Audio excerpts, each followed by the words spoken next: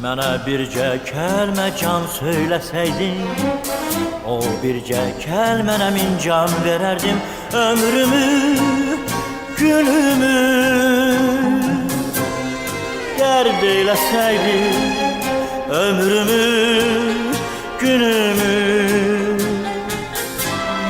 dərman verərdim.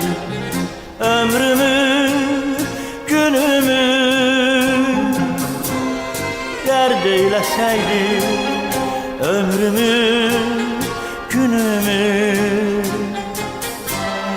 dərman verərdim.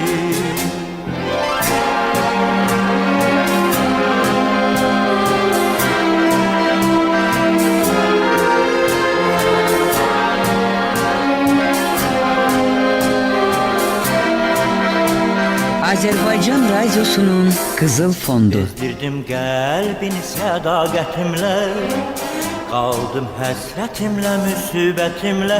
Könlümü alsaydın bu zülmətimlə, sənə bir ışıqlı cahan verərdim. Könlümü alsaydın bu zülmətimlə,